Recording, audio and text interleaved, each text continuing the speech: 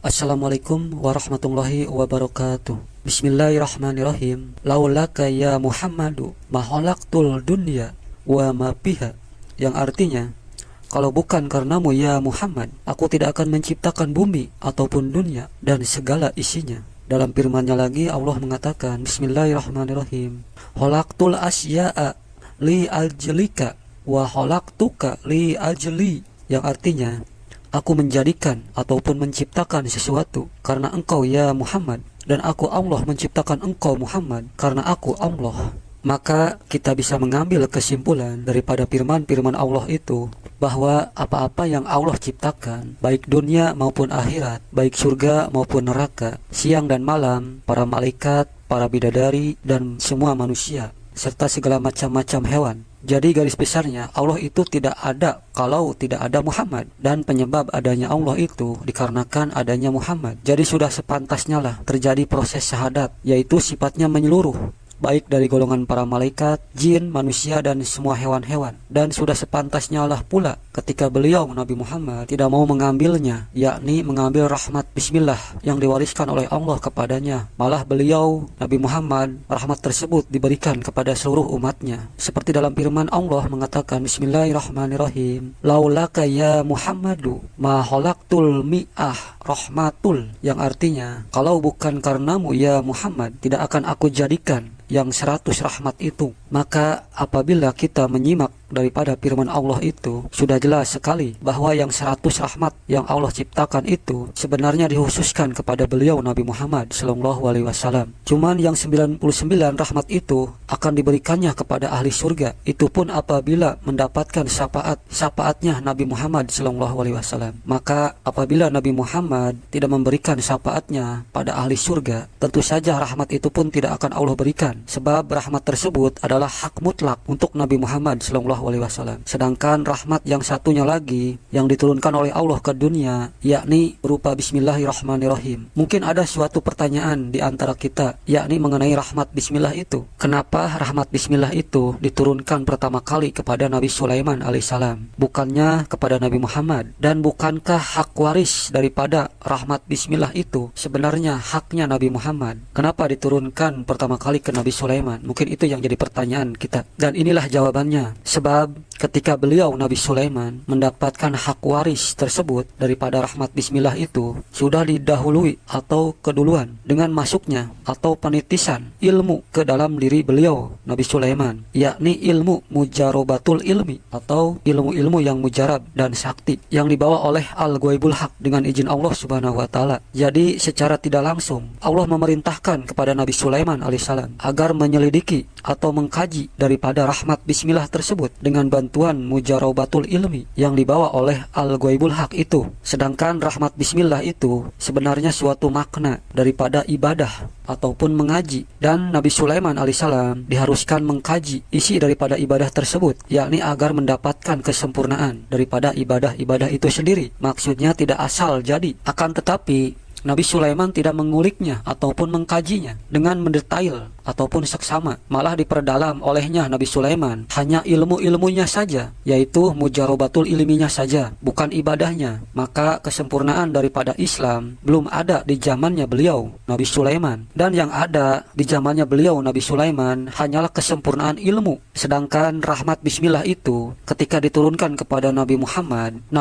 tidak mengambil sepenuhnya daripada rahmat tersebut, karena tanpa rahmat itu pun beliau Nabi Muhammad sudah tahu bahwa Allah akan mengabulkan segala permintaan-permintaannya. Jadi berhubung beliau Nabi Muhammad kasihan kepada umat-umatnya, maka diberikannya lah rahmat Bismillah tersebut kepada umat-umatnya. Maksudnya agar umat-umatnya itu merasa terhibur ataupun senang, karena rahmat Bismillah itu adalah buah daripada ilmu yang dipakai ataupun digunakan di jalan Allah, yakni yang bermanfaat di dunia dan di akhirat, serta ibadah ataupun beribadah dengan kesempurnaannya ibadah. Dan garis besarnya, seseorang itu tidak akan pernah sempurna dalam ibadahnya apabila orang tersebut tidak mempunyai ilmu untuk menuju kesempurnaan dalam beribadah itu. Sedangkan rahmat Bismillah itu oleh Rasulullah benar-benar dikaji ataupun diolah, yakni untuk mendapatkan kesempurnaan ibadah. Akan tetapi pengkajian daripada rahmat bismillah itu belum benar-benar dalam 100% sempurna, dan pada malam harinya, yakni malam Jumat di bulan Sya'ban atau di bulan Maret, beliau Nabi Muhammad mendapatkan ilham di dalam tidurnya, ataupun bisa dibilang bermimpi, yaitu bertemu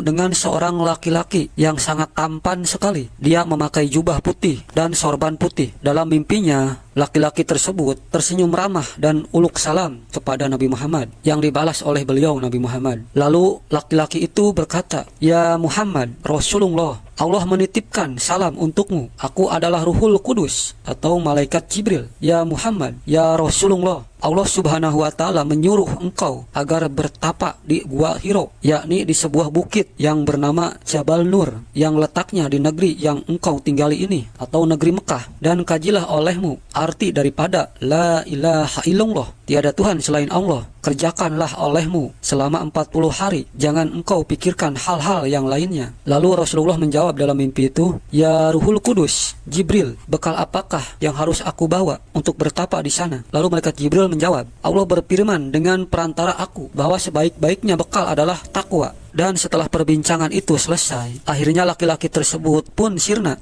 ataupun hilang dari pandangannya, dan Rasulullah pun terbangun dari tidurnya. Kemudian diceritakannya mimpi tersebut kepada istrinya Siti Khadijah, dan keesokan harinya, yakni di hari Jumat, tepatnya pagi hari jam 6, beliau Nabi Muhammad berangkat menuju suatu bukit, yakni Bukit Jabal Nur, untuk bertapa di Gua Hiro. Dan di bukit ini pula yang pernah menggoncangkan kota Mekah. Terlihat gulungan api yang menyala dahsyat sekali, yang melesat menuju kota Mekah dan menghancurkan berhala-berhala di sekitar Baitullah ataupun Ka'bah. Dan jelmaan daripada api tersebut adalah Malaikatul Arun Jabaniyah, yakni malaikat-malaikat penyiksa ahli neraka yang berjumlah 19 hodam daripada bismillah itu. Kemudian setelah beliau sampai di muka gua tersebut, beliau pun memasukinya setelah uluk salam. Dan sekarang kita ini disunatkan untuk beruluk salam apabila memasuki suatu tempat, walaupun tidak terlihat penghuninya. Jadi itu sudah menjadi sunnah Rasul. Jadi terjadinya uluk salam itu di Bukit Jabal Nur ataupun Gua Hiro. Sedangkan beliau mengetahui uluk salam itu, yakni ketika beliau bermimpi bertemu Jibril alaihissalam. Sedangkan ketika bertemu Jibril alaihissalam yang pertama kalinya, yakni ketika turunnya bismillah, tidak terjadi ucapan-ucapan uluk salam tersebut. Kemudian setelah beliau Nabi Muhammad memasukinya, betapa luasnya gua tersebut. Di dalamnya banyak sekali batu-batuan yang berwarna indah akibat pantulan dari sedikit sinar matahari dari celah-celah gua tersebut, yang di dalamnya tidak ada sinar sama sekali. Tiba-tiba terdengar suara tanpa wujud yang sangat menggema di dalam gua itu, yang mengatakan, "Ya Rasulullah, untuk apa engkau berada di sini? Lebih baik engkau kembali saja, karena gua ini sebenarnya lagi akan hancur akibat suatu guncangan daripada gempa. Cepatlah engkau kembali sebelum terlambat, dan batalkan saja niatmu, karena masih banyak waktu bagimu untuk bertapa. Cepatlah ya Rasulullah." Suara itu memberitahu kepada Rasulullah bahwa gua itu akan segera runtuh. Lalu beliau Rasulullah menjawab, "Siapapun dirimu, aku akan tetap berada di sini untuk bertapa, sebab ini adalah perintah dari Tuhanku dan aku takut melanggarnya." Lalu suara itu menjawab lagi, "Baiklah kalau begitu, aku tidak akan bertanggung jawab atas apa-apa yang menimpa dirimu sekarang." Dan tiba-tiba saja gua itu pun berguncang dengan dahsyat sekali, sepertinya akan menghancurkan ataupun meruntuhkan gua tersebut seluruhnya. Akan tetapi Rasulullah tidak merasa takut sedikit pun juga, sebab menurutnya dia ke gua tersebut karena disuruh oleh Allah. Masa sekarang Allah akan menggagalkannya? Tidak mungkin. Allah itu maha menepati janjinya. Dan benar saja, Rasulullah tidak bergerak sama sekali dari tempat berdirinya ketika guncangan-guncangan itu terjadi di dalam gua. Bahkan tekadnya semakin kuat, dan suara tanpa wujud itu pun terdengar lagi, "Ya Rasulullah, Allah menitipkan salam untukmu karena engkau telah lulus dari ujiannya itu, dan ini sebuah batu putih yang aku ambil dari makam datukmu, yaitu Ibrahim alaihissalam. Batu ini bekas titian dari makam datukmu, yaitu Ibrahim alaihissalam, dan batu ini bekas titian beliau ketika membikin Ka'bah, dan sekarang pakailah olehmu untuk duduk dalam bertapa. Bersuci dulu atau wudu dulu engkau sebelum memulai tapa itu ya Muhammad." Lalu Rasulullah menjawab, "Bagaimana aku dapat bersuci ataupun berwudu sedangkan di sini tidak terdapat air?" Lalu suara tanpa wujud itu berkata lagi, "Ya Rasulullah, Allah telah berfirman bahwa engkau dapat melakukan wudu dengan cara tayamum walaupun tidak ada air." Lalu Rasulullah menjawab, "Apakah itu tayamum dan bagaimana caranya?" Lalu dijawab oleh suara itu, "Tayamum adalah bersuci ataupun berwudu dengan debu yang suci yang terdapat di dinding gua ini dan caranya adalah hanya anggota muka dan tanganmu saja yang engkau sucikan atau wudukan, yang lainnya tidak perlu. Maka akhirnya Rasulullah menempelkan kedua telapak tangannya kepada dinding gua itu untuk mendapatkan debu suci yang dimaksud suara tanpa wujud itu, dan didapatinya lah debu tersebut sambil mengucapkan Bismillahirrahmanirrahim, nawaitu wudu tayamum min hadasil akbari wal asgori lillahi ta'ala, yang artinya saya berniat menyucikan atau mensucikan diri dengan debu suci daripada hadas najis besar dan hadas najis kecil karena Allah semata. Kemudian dia Rasulullah menyapukan kedua tangan dan kakinya dengan debu suci itu, dan setelah selesai akhirnya beliau pun disuruh mulai bertapa sambil duduk di batu putih itu yang bernama Karomusi, batu yang awalnya berasal dari surga Firdaus. Dan suara tanpa wujud itu pun berkata lagi, ya Rasulullah, aku akan berpamit darimu, apakah engkau tidak ingin mengetahui dulu siapa aku ini? Dan Rasulullah pun menjawab, wahai saudara, siapa sebenarnya engkau? Lalu suara itu menjawab, aku adalah hamba Allah juga, Jibril alaihissalam, yang menjumpaimu untuk ketiga kalinya. Yang pertama dalam menurunkan rahmat bismillah, aku menemuimu, dan yang kedua di dalam mimpi semalam, dan yang ketiga sekarang ini. Dan yang engkau jumpai di waktu penurunan rahmat dan dalam mimpi adalah bukan wajahku yang sebenarnya. Dan setelah menerangkan siapa dirinya, Jibril pun pergi setelah uluk salam dengan suara gemuruhnya angin yang sangat dahsyat sekali. Maka bertapalah beliau Nabi Muhammad selama 40 hari tanpa makan apapun juga, atau bisa dibilang tapa berata namanya. Dan sholat pun tetap tidak ditinggalkannya bila waktu sholat, karena walaupun beliau sangat khusyuk sekali dalam bertapanya, tetapi beliau selalu diingatkan bila waktu sholat tiba oleh Ghaibul Haq dengan izin Allah melalui kolbunya atau hatinya. Singkat cerita, kemudian malam hari, pada malam terakhir, selesailah Rasulullah dari bertapanya, yakni malam Lailatul Qadar. Maka Allah berkata kepada Jibril alaihissalam, wahai Jibril, telah tiba waktu turunnya wahyu dan peringatan tentang hukum-hukum, perintah dan larangan-laranganku. Turunlah engkau Jibril alaihissalam kepada kekasihku dan makhluk pilihan yang paling baik, serta sampaikanlah salamku kepadanya Nabi Muhammad. Dan kemudian turunlah malaikat Jibril alaihissalam untuk menjumpai Rasulullah, dan tiba-tiba atap gua Hiro tersebut terbelah dua bagian atasnya, dan tampaklah oleh Nabi Muhammad di antara tengah-tengah langit dan bumi seseorang yang seperti terbang dengan memakai jubah hijau yang berwarna hijau gadung dengan sepasang sayapnya, dan cahaya dari orang tersebut begitu indah dan menyilaukan mata sampai-sampai dia Nabi Muhammad terkesima dibuatnya. Akhirnya orang tersebut turun mendekati Rasulullah, dan setelah dekat orang tersebut memegang pundak beliau Nabi Muhammad dan berkata dengan suara yang menggetarkan kolbu, ya Rasulullah, Allah telah menitipkan salam membuatmu. Aku adalah Jibril dengan wajah asliku sekarang ini yang engkau lihat, dan Allah telah mewahyukan kepadamu dengan firman-Nya. Inilah firman yang pertama yang Allah turunkan kepada Nabi Muhammad ketika di Gua Hiro selesai bertapa. Bismillahirrahmanirrahim. Iqra bismi rabbikal ladzi khalaq. Bacalah dengan menyebut nama Tuhanmu yang menciptakan dirimu. Khalaqal insana min alaq. Dia Allah telah menciptakan manusia dari segumpal darah.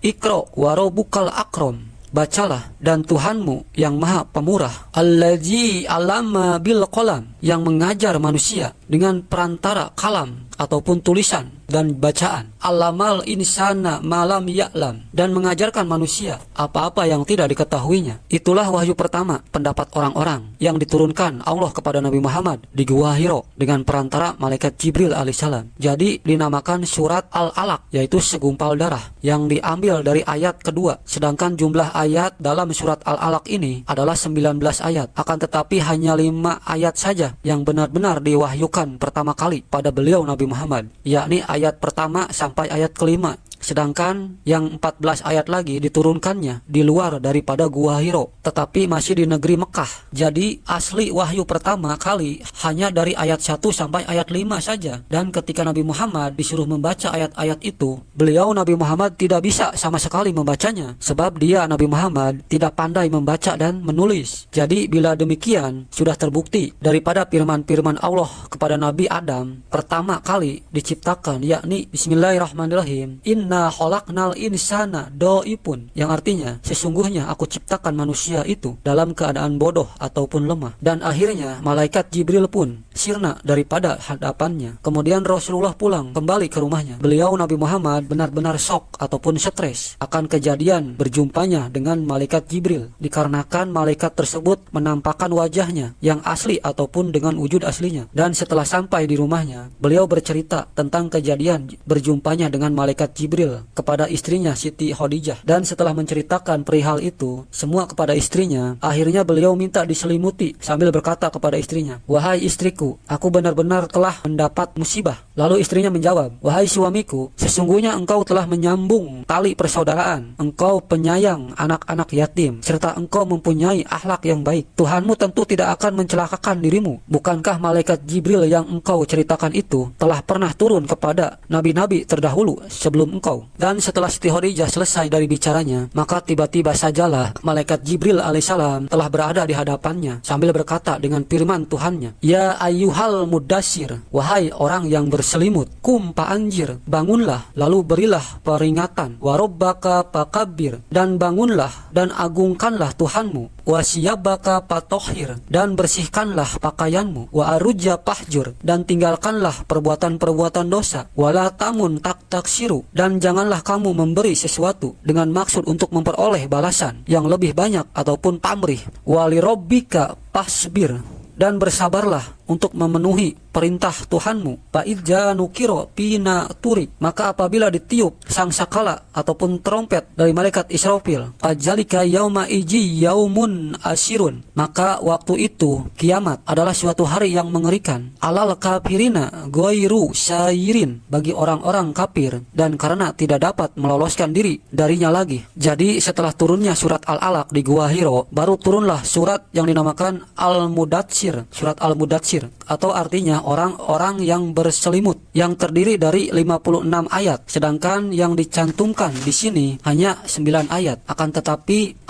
surat Al-Mudatsir itu adalah surat perintah Allah agar Nabi Muhammad mulai berdakwah dengan menggunakan nama Allah serta membersihkan diri beliau dari kotoran-kotoran yang melekat. Maksudnya agar menjauhkan diri dari segala maksiat, serta apabila beliau ingin memberikan pertolongan kepada seseorang, jangan mengharapkan apa-apa ataupun balasan daripada pertolongannya itu. Jadi dengan hati yang ridho ataupun ikhlas dengan nama Allah, dan beliau diharuskan untuk menjauhkan larangan-larangannya dan menjalankan semua perintah-perintahnya. Serta bagi orang-orang yang mendustakan dirinya serta mendustakan kitab suci Al-Quran, maka akan diazab ataupun disiksa oleh Allah. Maka disinilah dalam surat Al-Mudatsir diri beliau Nabi Muhammad mendapatkan titel kerasulannya dan kenabiannya. Jadi surat yang pertama turun adalah surat Al-Alaq atau segumpal darah, dan surat yang kedua yang turun adalah surat Al-Mudatsir, yaitu orang-orang yang berselimut. Maka apabila kita lihat dari arti-arti keduanya, surat-surat Al-Quran tersebut yaitu surat Al-Alaq dan Al-Mudatsir,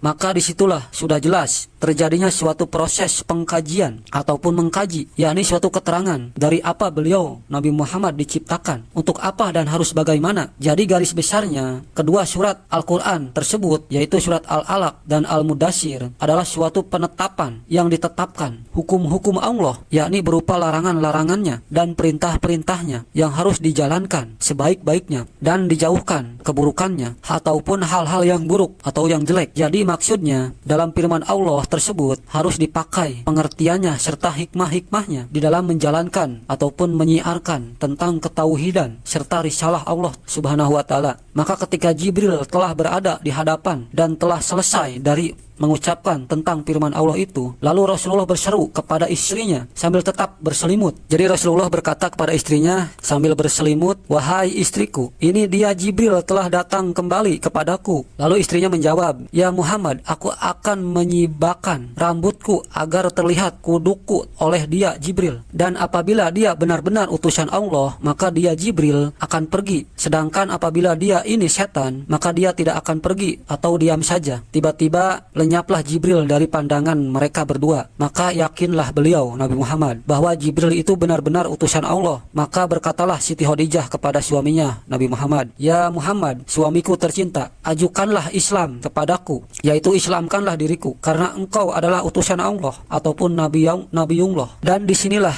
istrinya itu Siti Khadijah, oleh beliau Nabi Muhammad adalah orang yang pertama masuk Islam, serta yakin dan seyakin-yakinnya akan kenabian suaminya Nabi Muhammad itu. Dan dia Siti Khadijah pula lah yang pernah melihat Jibril alaihissalam di antara istri-istri Nabi yang lainnya. Siti Khadijah adalah seorang janda bangsawan yang kaya raya di negerinya.